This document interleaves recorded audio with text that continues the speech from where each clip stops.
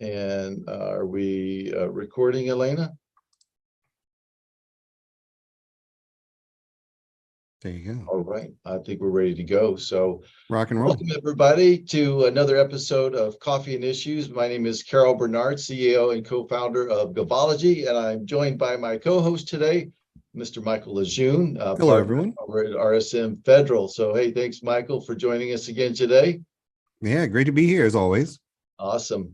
Really quickly, as I like to do at the beginning, always a few housekeeping items if you're joining us for the first time today, so you're familiar with the format of our Coffee and Issues show. So first of all, we are going to have a post-show Q&A. So we do this both as a video cast, we turn this into a podcast, but also we like to invite our communities collectively and have a post-show Q&A. So once we get through everything, if you guys have questions, if you're hanging out with us live on our Zoom call, you'll be able to do that. If you happen to be watching right now on LinkedIn or YouTube or one of the channels that we're streaming and you want to join in and take part in the Q&A at the end, go to gavology.com/issues. And Darren or Elaine, if you maybe you can put that in the chat as well. But that's the place where you can go and register and get onto today's Zoom call and ask your questions live from us. Also, after the show, there's going to be a couple of places where you can find the show. That same website that I gave you, www.gavology.com/issues. We will repost the version of this episode on our channel there. It takes us about a week to get it posted. You can also find that on YouTube and also on Facebook. We also are on the popular podcasting platforms like Spotify and others. So if you like to listen on your way to work, well, we invite you to do that as well. A couple of more things, last but not least, I'd like to invite everybody to join Gavology Nation. That is our private LinkedIn community. And you can get there by going to gavology.com/nation. Just request access. We'll get you in there. If we've got a really great group, over 1,500 people there, experts, other small business owners, some of our partners out there, like our Apex centers and our minority business development agencies, SBDCs. So we have a really great mix of folks there at Gavology Nation. And it's always a great place to go to ask questions, or if you're looking for something, great forum there. Last but not least, we've got RSM Federal has a special page for you guys set up within the Gavology community. That page is right there on the screen. It's federal-access.com/Gavology. They have 2 levels of membership. One is free for you guys, and then there's another one that's only $29 a month. I highly encourage you guys to take a look at that. Michael and his partner Josh Frank have some phenomenal resources, not only educational resources, but also templates and all kinds of goodies over there. So definitely worth taking a look at. And with that, we're going to continue the show. I'm going to stop the share. So Michael, once again, thank you for joining us. We've got a pretty good topic today, and the topic is this. You know, Michael, I know you've worked for Tony Robbins in the past. You might have heard him say this, but I've also heard some of the other success gurus say one thing, and success is about doing what the unsuccessful people do not do. Right. And I've thought about this a lot over the years, and I'm like, particularly as it relates to GovCon, I wanted to really take a moment to talk about some of the things that the successful people in government contracting does that maybe those other folks are not doing yet, and maybe provide some tips around that. So, because a lot of people, I think they don't even realize it's like, hey, I'm not working on this thing in my business, and this is of critical importance to be successful. So I've got a list of 3 things. I want to go to you first, and with the list that I do, I also want to back that up by a case study that's going to be very relevant to what I'm going to share with one of our most successful students here at Gavology. So, and by the way, for those of you guys who are tuning in, Michael and I do this unscripted, so we don't compare notes beforehand. So You might hear some of the same things that Michael and I will mention. If it is, it's because it's a core principle, and you might hear some different things. So, Michael, I'll give you the first go at it. If you have your maybe top 2 to 3 things, or maybe more, that you want to share about what you see that some people are not doing that some of your successful clients are doing. Yeah. Yeah. And I made a list. My list has 7 things on it. Oh, awesome. So there's some, and back to Tony Robbins for a minute. The famous quote that he always says is success leaves clues. Yeah. That's the one he says all the time. And those clues are very simple things usually. And I'll rattle off my 7 here, and then we can either flip it over and talk about yours or talk a little bit about mine. But the number one thing that I see successful companies doing is actually putting together a strategy. And I know that may sound oversimplistic, but I can't tell you how often I sit down with somebody and their strategy is, we want to win government contracts. I'm like, that's not a strategy. That's a goal, but that's not a strategy.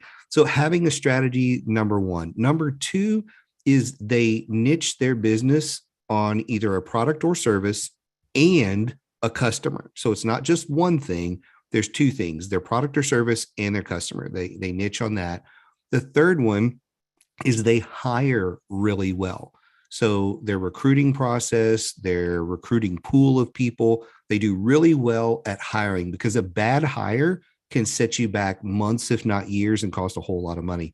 Number 4 is they spend about 80% of their BD efforts on relationships and pre-acquisition, versus the other side of the coin, where most people are spending the majority of their time focusing on stuff that's already in acquisition. And that's usually a waste of time. Number 5 is they leverage teaming partners. Number 6 is they're always filling their pipeline. So when I talk to them, what are you putting in the pipeline this week, today, whatever it may be? They're always filling that pipeline. And then number 7 is they understand that this is a marathon, and they don't make hasty decisions, because when you are running a government contracting business, things are a lot slower. The pace is just very different than a commercial business. And if you're constantly shifting left to right, you're going to find yourself 6 months, a year, 2 years down the road, constantly shifting and not winning anything, and starting your strategy from scratch every single time. So understanding that this is a marathon and staying the course is really, really important. So those are my 7 out of the gate that I see that the most successful companies are doing. Awesome. Well, I think that I can, and in looking at those, and I'm going to add one more. So I'm going to have 4 things to share. Good deal. But when I share these 4 things, they're all within the categories of the things that you talked about. I want to talk about those. The first one is foundation, really. And you've talked about those in your 7. And when I wrote it down, specifically, for example, like having the niche and being able to dominate and being the best that you can be in that niche, regardless of the fact that there are sole source and set aside contracts for small businesses, there are other pretty good businesses that are out there competing. So I see a lot of people coming in, maybe thinking that the certifications and the sole source contracts are going to be their key to success, but without really owning that space and just really being super awesome at what they do, it's still going to be hard, even with those certifications and the sole source contracts. So, and to me, that goes back to just core foundation right there, good, solid business foundation. The other thing you mentioned was the filling of the pipeline. I think that also goes back to some of the foundation, really having a good sales process, a good workable process that you can also maybe tweak even what works for you outside of the government a little bit with going inside of the government. And I tell people this a lot, and I think they miss out on the good old sales and marketing 101 and think that like government is some kind of different thing that they need to do. But really, the only thing that is different in the government is the location in which the government is buying, maybe some of those contract vehicles. So you need to understand those, the compliance that you've got to meet. And then, outside of that, just generally the paperwork, right? The paperwork of doing the proposal. If you look at any sales process, it's like those are probably about the only three things that kind of differ. And I think what happens sometimes within GovCon is that people kind of start to go down this other row where they think, hey, I got to do things all this completely different way. But I think that you just need to really, number one, have that good sales and marketing process that works for you on the outside, and look at how you need to adapt that process to account for those three things that we just mentioned. So that was the one thing, Michael, that you mentioned a few things on with the foundation. The other thing you mentioned was, putting together the strategy. I think some of that comes from the education.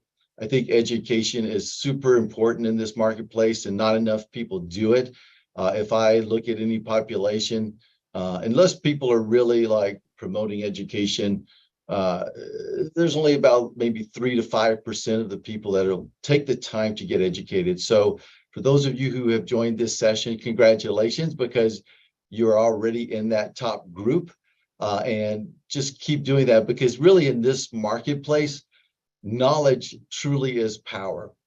I mean, being able to understand how some of these regulations work, how they allow you to do things that other businesses can't do.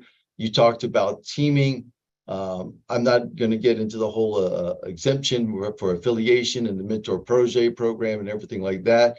But I will talk about the case study where one of our most successful students in Gavology has leveraged education. You also talked about relationships, so key. And you talked about those in the context of pre-acquisition, but also the relationships you have with others that can help you along the way.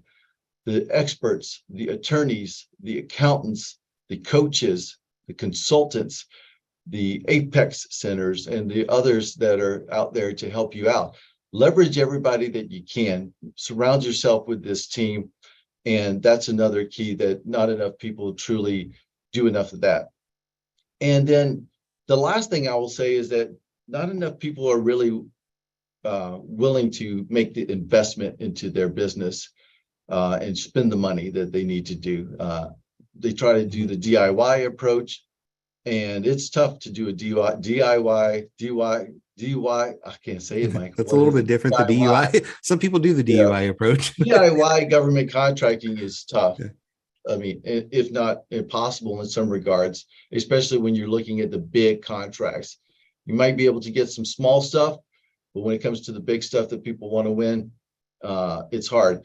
And be willing to invest. We just earlier this year pursued like a $3 million grant opportunity, and we spent probably about $20,000 on that in consultants and people that can help to review our proposals, be a part of massaging the content. We had to get our GovCon accounting system in place for a cost-based type of grant. And so we invested a lot into it. So we went all in. And that's another thing. I think people don't go all in. And sometimes people can't go that much all in. But, we've been in this marketplace now for over 10 years. So over that period of time, you can save some money for the time that you're going to need it. You can make the smart investments when you can. And don't make the wrong investments. And that's one thing that I see a lot of new people coming in, and they'll hire, say, hey, I'm going to hire this person to help me get on SAM, get on a GSA contract, but without doing the market research and maybe even having a strategy first. There's a lot of people who will take your money and leave you with nothing. And so making the wrong investments is just as bad as not making an investment, and maybe worse. So those are the three things that I want to touch on, Michael. And I want to share the case study on how this specifically applies to one of our most successful Gavology students, who I'm going to call JB for right now. We're going to bring JB on and have him on probably in a future episode. And we're also having some training that we're looking at doing with this person, so that not only can you get some good guidance inside of your education from us, but we also, we've gone after government contracts ourselves. And we also bring in experienced people. But I'll take a pause before I share that story, Michael, to see if you have any thoughts or comments on those three particular areas that I just shared. Yeah, I think one of the really important ones, which ties into strategy and making the wrong investments, is really sitting back and figuring out, where are you going to focus? What are you going to do? Because a lot of times, what I see in the market is somebody will come to me who's been in the business for 1, 2 years, and they've done a lot of things, and they are emotionally attached to the things they've done. Like they've went and got a GSA schedule, they went and got a certain certification or whatever it may be. And then when we sit down and do the market research that you were talking about, I'm very quick to say, hey, based on where you want to focus, those things are irrelevant. They're not going to help you. But they're so caught up emotionally in, well, I spent the time to go get the schedule, the certification, the whatever, that they don't want to shift or pivot and focus on what's actually going to work. And I'm like, well, I know you're emotionally invested in that, but your customer's not buying that way, or your customer is, spending a lot of dollars in the WSB category and not the SDVSB category, or whatever the thing may be, right?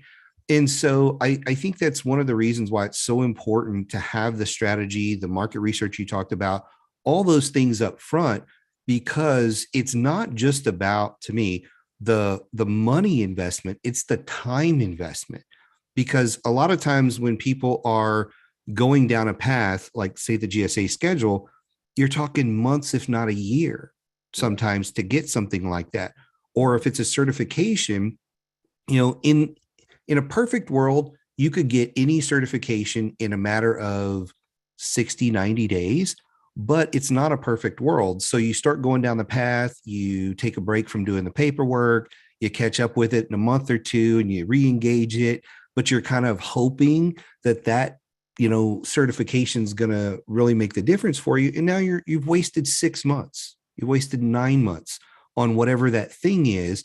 So you've wasted money, you've wasted time, and you're not any further than you are. So to me, that's one of those reasons why the strategy, the market research, all those things are so important, because you don't have 9 months to waste. At least the average business doesn't, especially and regardless of whether it's you, a one-person company, or 10 people, and now you've got a lot of payroll, you don't have the time to waste. So getting the education that you talked about as quickly as possible so you can get up to speed faster is just essential in this market, given how slow the market does everything. I mean, people joke about government employees all the time about how slow they are and how slow the business is.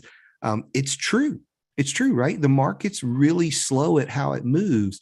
And so anything you can do on your own outside of the government to accelerate yourself, the faster you're going to grow in this market. Whether it's sitting and watching a Govology webinar every single night, Federal Access one, in the morning, whatever it may be, listening to these podcasts, all those things are going to accelerate you in the market. And so I can't be a bigger champion for the education side than what we are. It's so important. And it's all connected in my mind, because the education will lead to things just like what folks are learning on the session today, how to build the networks, how to go to the places where the folks are. So the education gives you all of the how to. But the second thing I'll say also about the education, because like you can come in here and you could do the Govology webinars or on demand once a day. You can also jump into the Federal Access platform and do all of that. But until you start actually applying what you're learning, and your partner says this all the time, right? It's not just about what you learn, but it's also about how you apply it. Mm-hmm. And there's another segment. So if you said like, hey, out of 100 people, 5 will actually come in and do the education, which puts them into a different group, but maybe only 1% actually really take it to heart and apply and really trust it. And I think what happens is people see it's like, hey, this is going to take work, and they don't want to really put that in. They want Right. to find the shortcut, but there's no shortcuts in GovCon. I mean, you talk about the long game all the time. And another something that Jim Rohn said is like, you can't go from the 5th grade to the 10th grade. It takes Right. time, you know? Yeah. So go through your process, go through your steps, and give it time. Yeah. And I'll tack one more thing on there. Everybody that's on here has probably heard the statistics on the failure rate of small businesses. Like the failure rate of small businesses is like off the charts. I know they say like 80% of all small businesses will fail in the first 3 years. I think that number is actually higher based on how much I've interacted with small businesses. However, there was a study done. I can't remember who did the study. It was years ago, and I'd read this and it blew my mind that you will half the failure rate if you just do like one training course a year. So, and I think part of that is just showing the fact that you're willing to educate yourself. You are halving that failure rate. So you go from 80% to maybe only a 40% chance that you fail by doing that. And so the people that educate themselves have a much better chance of success because they know these things about the business, and they can kind of sharpen their sword, so to speak.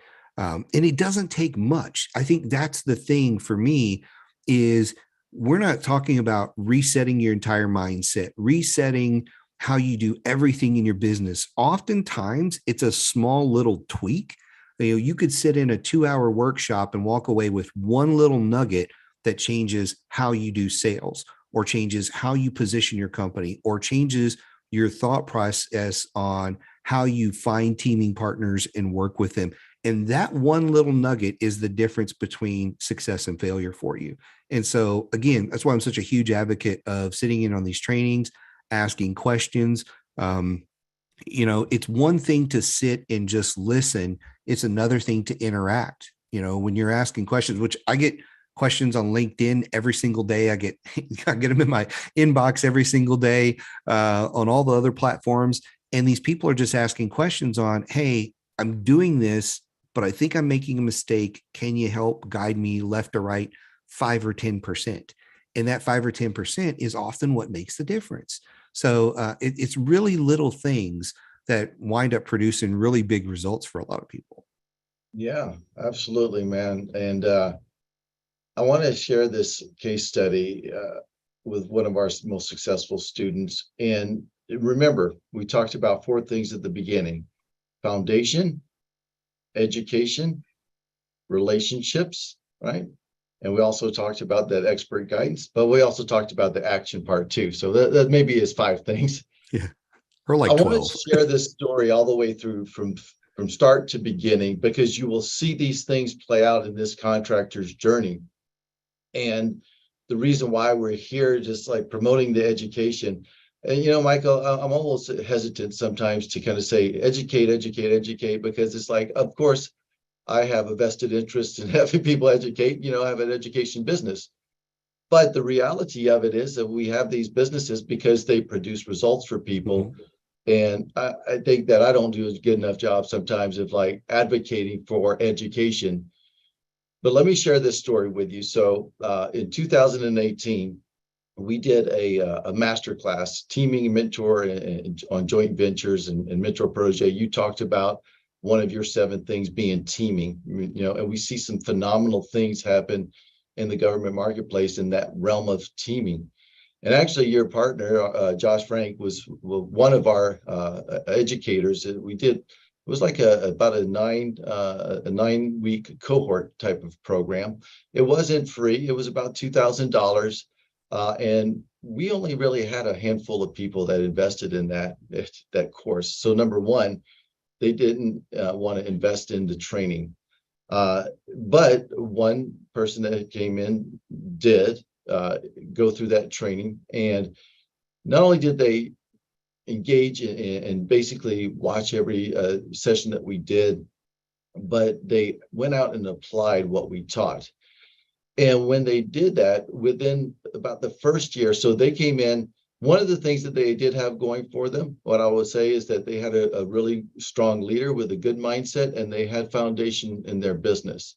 They were an established company, so but they are still a small disadvantaged business, small native-owned firm out of the state of Arkansas, and they were actually working with their PTAC, now Apex Accelerator. And in fact, I think that their Apex Accelerator is one of the is the key that turned them on to this particular session that we were doing. But anyway, they came in and they made the investment, they took the training, and they applied it. So this small disadvantaged business, within the first year, managed to go out and win a $3 million contract with the Army Corps of Engineers with a teaming partner, which that's one of the hardest agencies to do business with, by the way. Army Corps of, I wouldn't wish that on anybody as your first contract. But he had a very strong teaming partner who was supporting him throughout the contract, not only to get the past performance and experience required to do business with that agency, but to help with the technical sides of things, some of the proposal stuff. There's so much that a good teaming partner can do for you if you want to go after those bigger contracts. Now, and again, even though he was eligible as an SDB to get into the 8A program, that was before he even got into the 8A program. After he got into the 8A program, he's just, for the last 5 years, he's just killing it, to say the least. Over the last 6 months, he's been winning IDIQ contracts that are in the $1 to $2 billion range, with task orders that are ranging from like $20 million to $80 million a piece. Mm-hmm. And nice. He's in the SBA's Mentor Protege program. He's got 2 joint ventures, and he really did everything that is designed to do, which a lot of people don't do. You know, a lot of people, first of all, don't make the investment, right, into the class that he invested in. Sometimes when they do, we had some people that made the investment, but they didn't take the class. We had people that took the class, but they didn't take the action. And so when you put those 3 things together, you kind of can start to break down and see the components of a successful contractor.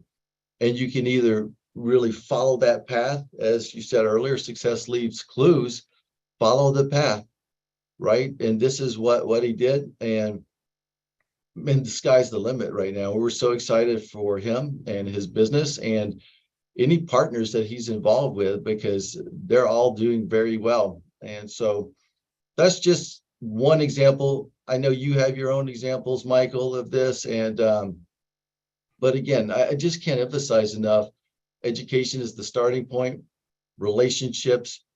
He surrounded himself with experts. So he went out there and he hit the ground. He was at all the conferences that he needed to be at, not only at the conferences, but also spending the extra time after hours, which sometimes that's when the best networking is made. You know, people are out having a beer or whatever.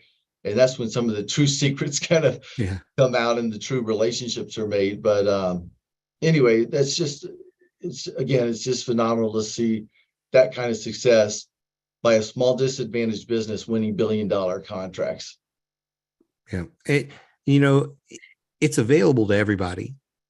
I mean, it really is. It's just a matter of putting the pieces together and executing on it. And, the one thing that, we really haven't talked about that I think is a challenge for a lot of people is when they get in this market, there's not a lot of confidence. In fact, there's a lot of questions. There's a lot of intimidation. You're working with the government. It can be, kind of scary looking at it. And as you educate yourself, as you take some of those steps, you start to build a lot of confidence, and it just starts to stack on. And as you go, you realize, hey, this isn't that scary. It's not that hard.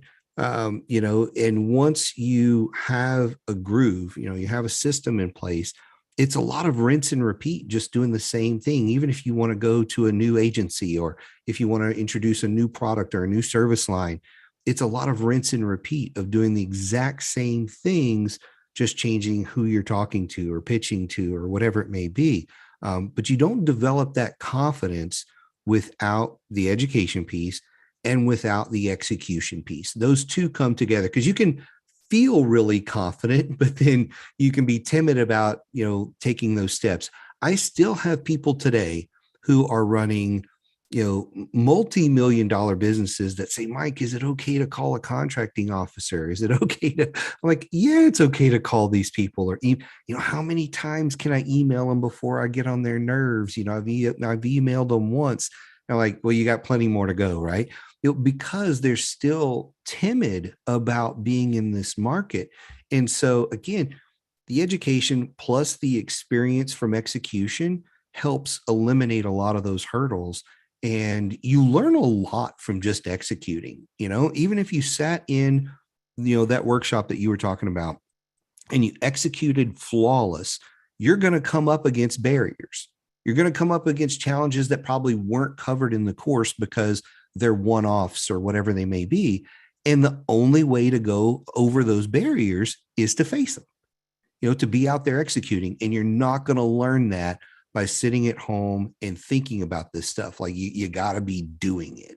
I think one of my I know this is like quote day or something, like the other quote that I hear all the time is, you'll never learn how to ride a bike in a workshop, right? Like you've actually got to go get on the bike. You're not just going to learn from some slides how to do it. You got to feel the handlebars and the pedals and the seat and you got to do it. And doing it creates just so many good things, so much good momentum in your business that you learn and grow from. So, yeah. Yeah, you got it, man. And just like a bike, some of the best lessons are learned when you fall down and what not to do, That's right. So it's just like you get out there, you get the education gives you some guidance. But yeah, I mean, it would be like, hey, here's a training on how to ride a bike. Here's a guide on how to ride a bike. But until you get out there and do it and fall on your face and scuff your knees, that education and that experience is just so invaluable. That's the best. That's the best. But it's really priceless. Yeah. In order to get there, you got to know what a pedal is, right? Like a little bit. You got to have a little bit of initial guidance, and so that's what Michael and I are here, advocating for inside of this really today. And so, Michael, I think that we've pretty much. I mean, that's pretty much straight and to the point, and let's just kind of leave the training session here today, or our session here today, with a few how-tos. So if this resonates with anyone, really, how do you go out and get the education? How do you build the relationships? And how do you, make the right investments? And so I've got a few tips on that, but I'll let you go first on that, and then we'll take some Q&A. Sure. Who are on the live call with us. Would it be crazy if my first how-to was you sign up for Govology and Federal Access? That's a great starting point. I think that's a great starting point. Is you go through there and you start by going through the education material that's right at your fingertips. That doesn't cost a lot of, I mean, the investment in either one is really small. And I don't want to sound like an infomercial or anything like that, but the investment there is really, really small. So that's a great starting point for a lot of folks. And the other how-to that I would put out there is start asking questions of the experts. If you're not asking questions of the experts, like myself, like Carol, like Josh, like anybody else that's one of the faculty from Govology, you're missing out if you're not asking questions, because those questions are going to lead to them giving you some directions that are usually simple things that you can implement. So I don't want to go down a whole list because I'm sure you've got some, but those are probably my first two. Get signed up on these platforms if you're not already, and start asking experts questions. And that's going to lead to a lot of really good things for your business. So. Yeah, and that would be my first one as well in terms of the education, leverage both platforms. We have some things that are similar, but we have things that are also different. And so go and take a look at what resources that you can get there. If you're brand new into the government marketplace, if on the Govology website, you go to training on the tab up there and drop down and go to government market fundamentals.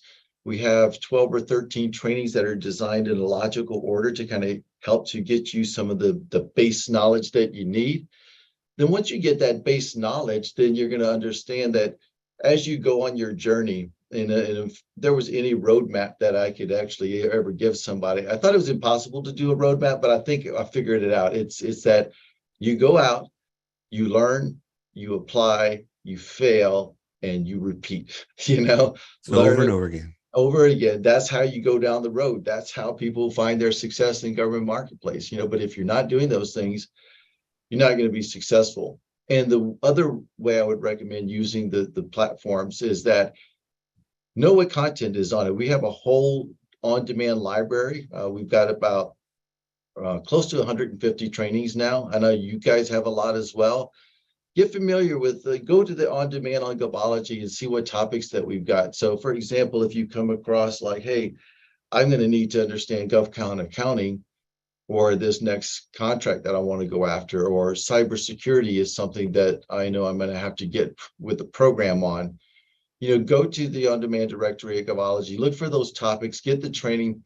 There's another thing I want to make mention of here too, is this. I think a lot of people are missing this benefit on the Govology training, and I know for you guys as well, but we've got all kinds of different experts that are presenters that we take great care into making sure that not only are they good presenters, but they're also good experts that you can rely on if you need to go somewhere.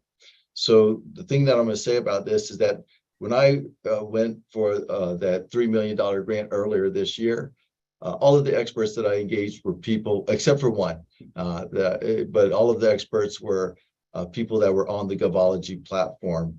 And I hired them to help us out in proposal development, inside of accounting stuff.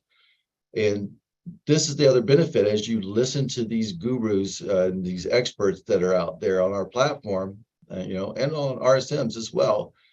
If you need to engage them, they're there. And we also have a directory. So another resource that I was going to mention, and this kind of gets into that, getting the experts on your team, is to go to our directory. We have a directory. We're going to be doing a big revamp of that directory in Q3. But again, if you go under the resources area of Govology and trusted experts, there's our directory. So if you're looking for attorneys, by the way, every GovCon person should have a GovCon attorney, because sooner or later, you're going to need them in this marketplace. And even if it's to answer a quick question for you real quick, because again, compliance is key here. And these are the compliance folks, along with the accountants and some of the CMMC experts and others. But you want these experts in your court. You want to leverage your Apex accelerators and your MBDAs if they have a specialty area for federal procurement and others. But that's just one of the how-tos for education that I would recommend. And then just work on a weekly basis to continue to educate yourself. But what you're going to find is that as you get down the road in your journey, you're going to need different education at different times. That's one of the reasons why we built this huge on-demand library, so that when you get to that point, there's going to be a class that we're going to have available for you. And if you don't find it, reach out to us, right? Get in touch with us. Anything else on that, Michael, that I'm leaving off? No, I think you hit everything, but I'm going to throw one more thing out there and then we'll go to Q&A here, I think. Be careful who you take advice from. I know we sort of touched on this earlier, but make sure that when you're taking advice from people, they've actually done the things you're wanting to do. Again, I see so often where somebody will come to me and say, I need to get a GSA schedule because my cousin said I need one. Well, is your cousin in government contracting? Well, no. Then why are you listening to your cousin? Who called you on the telephone, cold call, told you you need. Yeah, but a lot of times it's somebody close to us or an adjacent friend or somebody giving you advice. They're not a business owner. They're not in government contracting. Why are you listening to them? Like you can't do that. And I see that happen all the time to people, and it just takes you down the wrong road. There's a lot of good tools in the government contracting toolbox, but you need to know when to apply each tool. And if you're listening to people who've not done it, you're going to go down the wrong path. So just be aware of that. And you can just ask a simple question. Oh, are you a government contractor? Oh, are you winning contracts? There's some simple things, because I've had other people that, oh yeah, I'm a government contractor. And okay, well, how much did you win last year? We won 150,000 in contracts. Yeah, I don't want to be like you. I want to talk to the guy or the gal who's doing millions in contracts, and I want to follow their model, not you who's just trying to figure it out. Again, it's just me. You can learn something from everybody, but I see a lot of people who are struggling in the market, and they're often the first people to give advice, and it's usually advice they're not even following. So just a pet peeve of mine that I wanted to throw out there is the last minute there. So you And ready? take You ready for some questions? Yeah, I'll say one last thing on that, just to kind of like give a case study to your point. And this is another area where people kind of go down into the weeds, I think. But I had another student slash client that was actually in the same program. And I don't want to name any names here, but somebody told them to go out. They were already a minority owned 8A certified business. Somebody said, to the wife of the firm, that you need to go out and have a WOSB business. So they were looking at setting up this different business, getting a different certification, and I advised against it, because I said, you're going to do a lot of work. It's going to be two entities you're going to have to maintain, and there's ways that probably compliance wise, if you know the rules, it's not going to work out for you anyway, because you're going to be affiliated with your other company, which is not a WOSB, and then you're going to get protested. And Yeah. but they went that direction anyway, and I think that was maybe a waste of time. And again, they were advised by somebody that was not probably an expert in the industry. They just thought that, like, hey, there's a lot of things going on for WOSBs right now, and you guys should get that certification. Yeah. So. Yeah. So anyway, there's a lot of backup that I know Michael and I can probably sit here sharing all day, stories like this, but I just wanted to share a couple of them to back up that what we're seeing is real, Yeah. and it comes I, from I our. have one I could add to it as well. That's real Okay. quick. I was Yeah. on a call yesterday, and I was on there was two guys on the call, and they said, we're a WSB. And this is a question I ask all the time. I said, well, where's the W? Yeah. And they were like, oh, well, she doesn't really participate in the business anymore. She's kind of retired. I'm like, then you're not a WSB. Just so you know, you can't be claiming this just because she started it and now she's on the beach sipping Mai Tais all the time. It was the guy's mom, Yeah. and I'm like, you're not a WSB anymore, and Yeah. you're not going to pass that sniff test. So anyway, I've seen that so many times, and I know that sometimes we have our Apex centers that attend these as well, and I know they can relate to this. It's like there's always this idea of, like, get the certification, and that's your key to success here, but it's not. It's all of the things that we mentioned: foundation, education, relationships, and action. That's it. Pretty much summed up. yep, yep.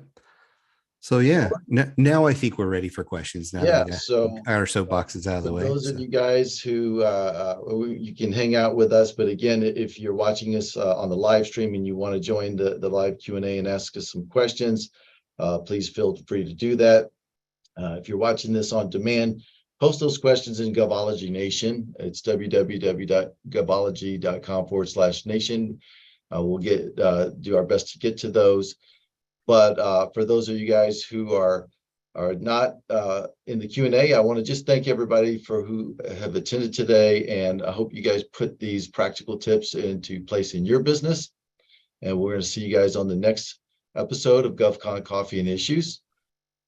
With that, let's take some questions, and there's two ways that you can do the questions. If you want to raise your hand, we can have you unmute your mic and ask your question, or you can put them in the chat box there. So we've got about 15 minutes or so. Let's get to some questions. And I know, Michael, you're probably already looking at them over there. Do you see anything popping up in the chat box, or did we cover everything? I think we covered it pretty well. So I think I see a hand that just went up. So All right, I'll unmute your mic, AC, or you can unmute yourself. Yes. Can you hear me? we hear Yes. you. How you guys doing? Good. How are Great. How you you? doing? Blessed, man. Thanks for the information. Appreciate it. I had a question. So would you consider public works government contracting? Yes. That is government contracting? I'll tell you what I consider government. I use a term called the government marketplace a lot. I consider the government marketplace any funded project that is where the source of funding comes from the government. And that can actually be, For a taxpayer federal dollars. Yeah. or a public works like your city, your locals, your ports, school districts. Those are all government agencies. And actually, there is a lot, we didn't get into it, but I mean, right now, there was the $1.5 trillion infrastructure bill, and a lot of the federal dollars are trickling into the state and local agencies, public works, right? There are a lot of opportunities on that end as well. So when you look at the government marketplace as I define it, look at that bigger ecosystem where you do have the federal, but also on the state and local side and public works. I mean, you've got like 90,000 agencies out there. And so engage and remember what we said at the beginning. Go back. If you don't have a sales process defined already or a good defined product or service, that goes back to foundation. I think that's step one. If you don't have that, it's going to be hard for you to do any business with anybody, really. Have a good solid product or service that you're really good at, and then have a solid process for selling that product or service. Then when you're looking at government, remember that typically the only variants are in three areas, which is compliance, the paperwork, and where they're purchasing it from. So if you need to maybe get onto a specific contract vehicle or team up with somebody that's already on that vehicle, that's about the only three variants. I don't know, Michael, do you know of any other variants to the sales process that outside of those three? Yeah, I mean the only other thing is like if you're doing traditional sales, you can literally show up with a contract and try to get somebody to sign it. Sometimes in some cases, it's not going to happen in the government, right? So that's not going to be there. So going through some of those sales courses where you're taught on how to, look at their objections and overcome them and get them to sign on the line. Yeah, that's not really going to help you a whole lot in these situations. So that's one exception.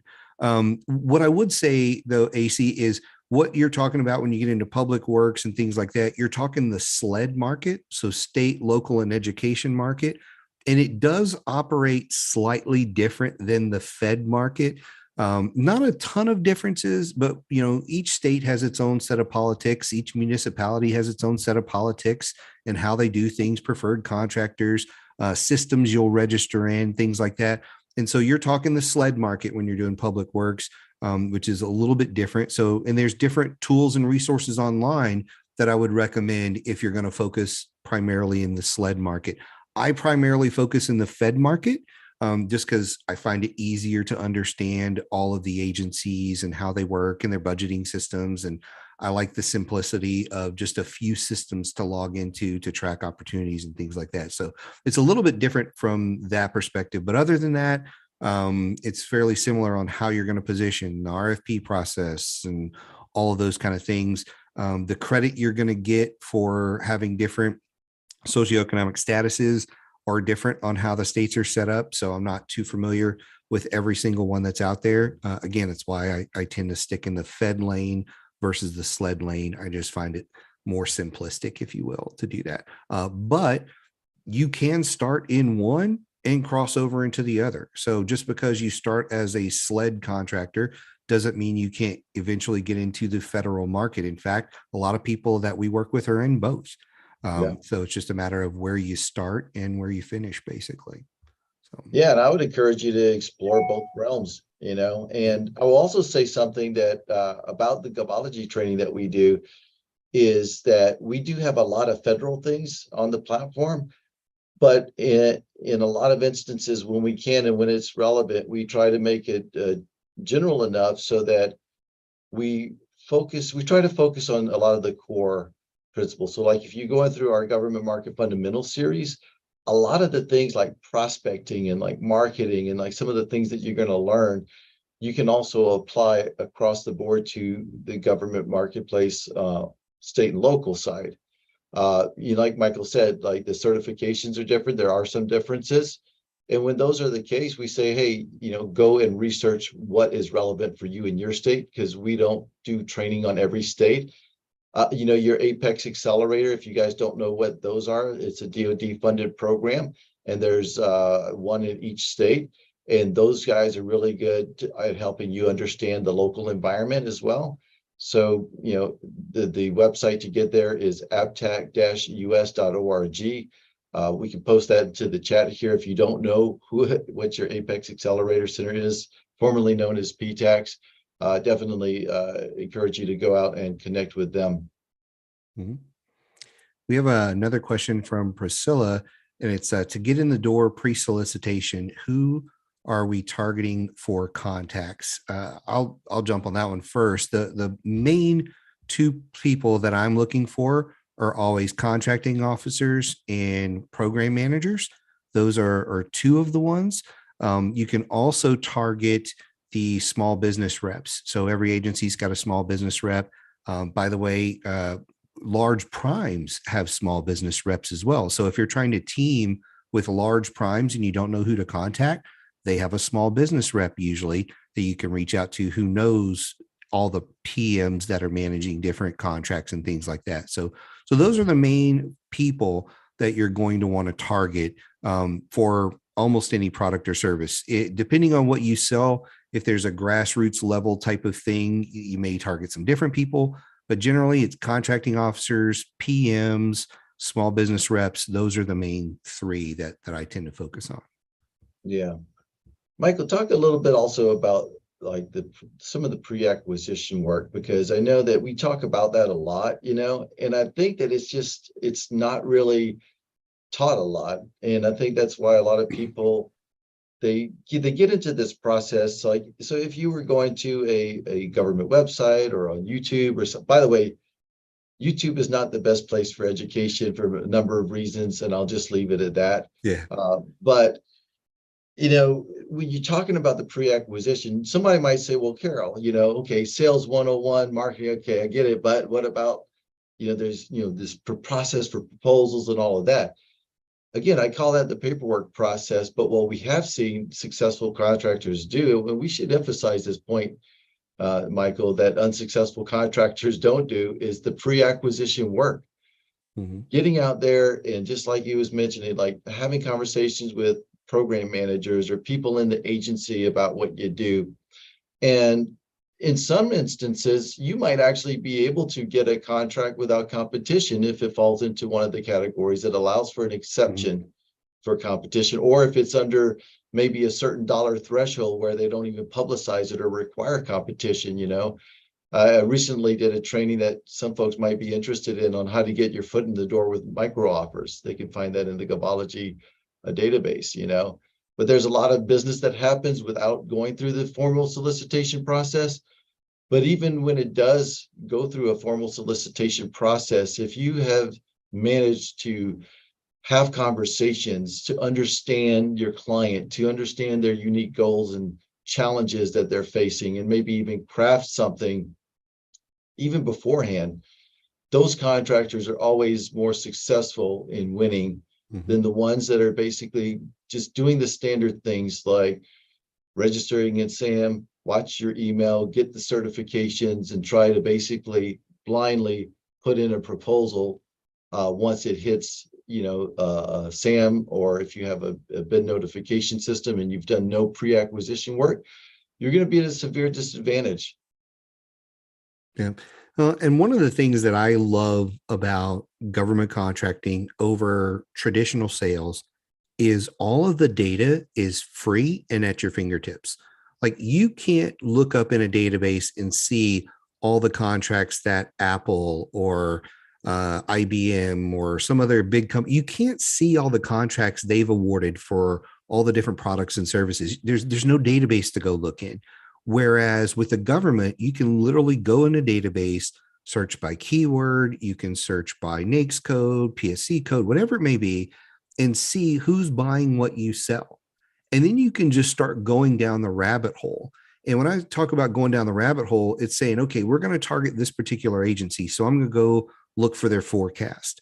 Then once I go and pull their forecast and go through their forecast, I may even pull up the president's budget and look through that and comb through that and start pulling out all these data points to figure out how I'm going to build a strategy, who I'm going to target. And when you are using sam.gov, you can drill down and look at it from a contracting officer perspective, because depending on what agency it is, other than like the State Department and a few others, they literally list the names of the contracting officers who have prepared and approved those contracts. It's there. So you can sit there and say, well, out of the 6 contracting officers at Department of Army, these are the 3 that I need to target because they're the ones buying the most of my service. And now I can go look and say, well, out of the contracts they've awarded over the last 2-3 years, how much did they favor WSBs versus 8As versus whatever? How much of it was open versus, 2 or 3 bids, different things like that. You can go and just research it to the nth degree because it's publicly available and free. And that's the part of pre-acquisition that most people miss out on. And then the next thing about the pre-acquisition they miss out on is a lot of people skip just going and reviewing their website. Just going in a simple review of the website, a simple review of the social media of the people that you are now targeting and seeing what are they talking about, what issues are hot to them, starting to interact and build a relationship with them before you make the first phone call. Those are all things you can do before you send an email, before you make a phone call, before you even put together a briefing to go in and talk to a CO about. So there's a lot of work you can do. And I've just mentioned a handful of those things because I got to get out of here in just a couple of minutes. But there's almost no limit to what pre-acquisition stuff you can do. One of the other ones I'll mention real quick is going to industry days, going to conferences. A lot of these people go to those places.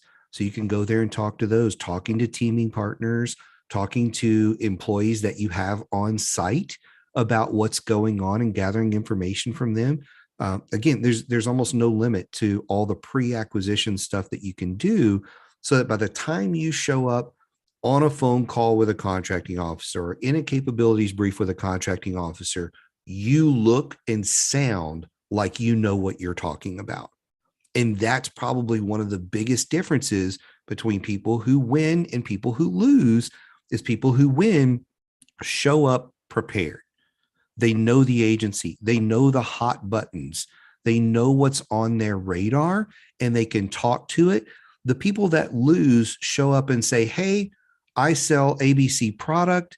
We're an SDVOSB. And man, if you got some contracts, I'd sure love you to send a few of those my way. I mean, that's, I'm not being facetious here. I mean, that's how it happens a lot of times for a lot of folks is they show up like that and the government just goes, next, let me talk to the next person and see if they know us any better than that last Yahoo that was in here. Cause that's how they look at it. Like this person's totally unprepared. And it frustrates the government because all this information is publicly available. It's all at your fingertips, but most people don't know it, so they don't use it. So that's my last soapbox, Carol. So I'm glad you mentioned that because I'm a big advocate on market research, and again, that's part of the education you can learn. And I've shared a link to our government market fundamentals series. And again, for those of you guys who are new, I would encourage you to go through it in order 1, 2, 3, 4. But you can also jump directly to some of the topics, and we do have a good course on how to do what Michael was just talking about. And also, if you go to our on-demand library, you can find another great course on that same subject by Josh Frank, Michael's partner, called Who Buys What You Sell.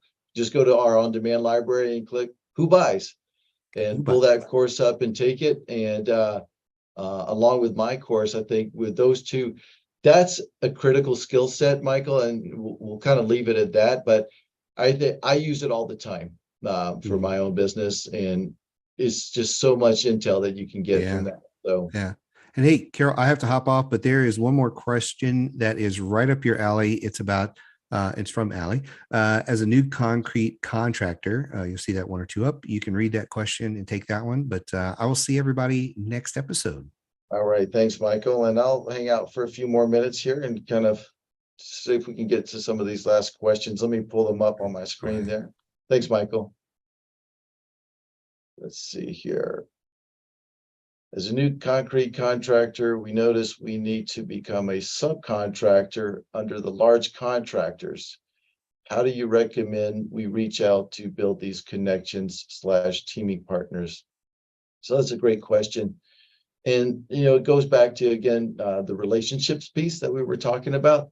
By the way, I will tell you, as a concrete contractor, the sky is the limit, I believe, in the next, 5 to 10 years for you guys, if you're doing the right things, because there's going to be a lot of concrete used in the $1.5 billion infrastructure opportunities.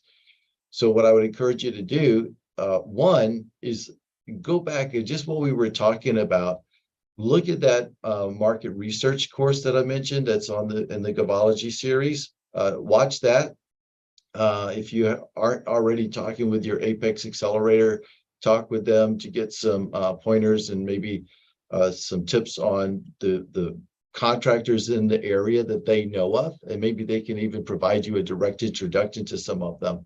And you're going to want to get it registered in their systems. All of the big contractors, just like the government, typically have their registration systems for their vendors, because they need to make sure that you guys have some basic things to do business with them. The insurance, the bonding, just the things that they need you to have.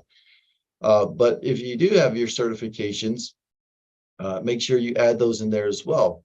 Because when all of these big government projects, from federal to also the state and local dollars that we talked about, that's going to, a lot of that stimulus money is going to be trickling down through, are getting these contracts. They have small business participation goals. They have a small disadvantaged business. They have veteran-owned, woman-owned business. But on the other side of the coin, there's certifications like the DBE certification, Disadvantaged Business Enterprise, right? And that's more on the state and local side. Get that certification, but don't just get the certification and think that that's your key to success. As we talked about, go out there and however you can market to those folks or build relationships with them. And, one of the things that I would encourage you to do is to really understand who the players are in your marketplace in terms of the agencies and also the large primes. And within the large primes, you can actually go to LinkedIn, look them up. Who are the people there? How can you develop relationships with some of the folks there? And you've got to decide for yourself. You've got to explore the process enough to know that, like, here is our go-to person. I can't tell you that exactly, but you're going to define an avatar. And I talk about this in some of my marketing classes, but you're going to define an avatar. So it's like, hey, this project managers at the large construction firms are the people that I need to be building relationships with, because ultimately those are the folks that maybe are making decisions on what small businesses are being utilized within the database. So if you're just registering for the database, which a lot of people do, and you're just sitting back and waiting for somebody to send you an electronic RFQ to put a bid in, you might get that, but go and build some relationships out there, and that's the key to it. So that's would be my best recommendation for you as a concrete contractor, and work with multiple companies, and also look to maybe bring them in on other contracts that you might have, that's a small business set aside. And again, when we talk teaming, that's where we see a lot of small businesses bringing in larger contractors to come and help them. In fact, one thing that I will say about specialty trade contractors is that if you want to maybe go and position yourself as a general for the federal marketplace and small business set-asides, well, you can get all the concrete work that you want out of that, but sometimes it allows you to control your own destiny when you have some of your own prime contracts like that. And that might not be something that everybody wants to do, but I have seen some specialty trade contractors use that strategy to get the direct prime contract. They take their specialty work and then they sub out the rest. And maybe they invite a big player to take part in it with them. And that's another really great way of building relationships, is when you're bringing folks opportunities. But always understand too, what are their pain points with the small businesses that they're trying to find and work with. And one of the things I've heard a lot from both government and primes is that they have a hard time finding qualified contractors. Ask them, what do you need to see in a qualified contractor? And then go and develop your business to be that contractor that they tell you about. Interview them. Rather than try to sell them, interview them first, to get that feedback from them. It really does a great job at building relationships, instead of just, throwing in capability statement at them and throwing your certifications at them like most people do. All right, I hope that answered that question in particular. Another question, would you say joining APWA is a good first start for networking? I'm not sure what that acronym is, but I would say if you've identified that that's an association where prime contractors that you want to do business with go to, I would think yes. And I will tell you this too, get out to as many of the conferences and association meetings as you can, because that gives you that face-to-face connection with folks. And that is definitely part of a defined sales process, right? How do you go out and really make the human connection with people? All right, let's see. Yeah, American Public Works Association. I would say yes. And then I would say there's other associations for contractors, like AGC. There's all kinds of small associations in all like different corners of the United States.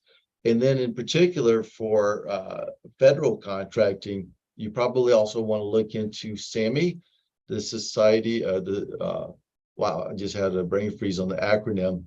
But look up SAMI government contracting. And if somebody wants to post the acronym that I'm going blank on, that would be great. But SAMI is another one, SAME. Again, I'm sorry, I just threw a blank on the actual spelling out of that acronym, but you can find that online. So anyway, I think that's pretty much all the questions that we've got. Again, remember folks, that if you want to, if something pops up in your head, join us over there at Govology Nation. Ask your question. We've got a lot of experts that we can get onto the question. If we don't have a direct answer, we can always help you find one. So thank you for joining us, and we hope to see you again soon. Take care.